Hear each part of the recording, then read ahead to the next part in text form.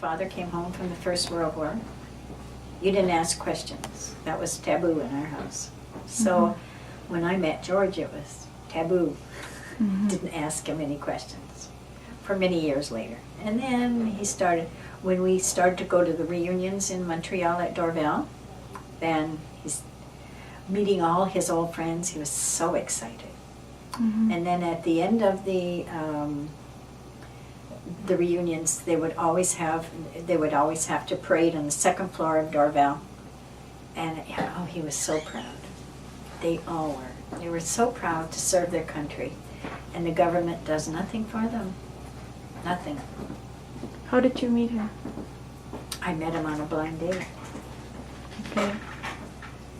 I met him in 1949, and I went on a blind date in Windsor. And I called him the next day. I had to work 1:30 to 9 because I worked at the Bell. And I called him up and I thanked him for the evening, and he said, "What time you finished work?" And I said, 9. He said, "Can I pick you up?" And I said, "Oh, sure." So we went from 49, and then we got married in 60 because his job couldn't work because he was a painter and decorator, and he worked in Detroit, so he lost his job. In the First World War, he was injured. He had 22 bullets in his body, and when he died, he was full of shrapnel. So he would never go near a light bulb because he would get a shock. So my mother had to learn to repair all the electrical things in the house. And she was quite happy doing that. But we were never told to ask questions. You don't ask questions about the war. It was a relief for my parents because they knew my brother would be coming home.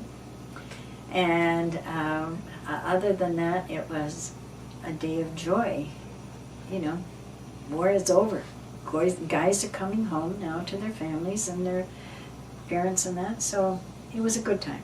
Second World War, yeah. Do they talk about their memories of the war? My brother served in the Navy, couldn't swim, but he joined the Navy. But when he came back, he would never talk about the war because from my father serving in the First World War, we were not to ask any questions. And he would not talk about the war. And so consequently, he had a nervous breakdown. This is what the guys that are coming back now have to understand. They have to talk about it to get it off their minds. Otherwise, it'll haunt them the rest of their lives. I have a nephew who served in Vietnam, and he was shot in the kidney and left on the field for dead. Then after a few weeks, they found him and found him on a ship out in the ocean that was strictly for people who were wounded.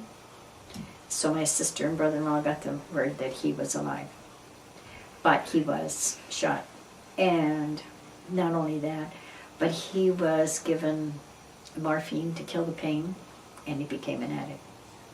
But now he's okay. This is a picture of my sweetheart who passed away in 1999. He served in the Ferry Command from 41 to 45, and I miss him. Here is a picture of the airplane that the Ferry Command members all signed. That was in Montreal.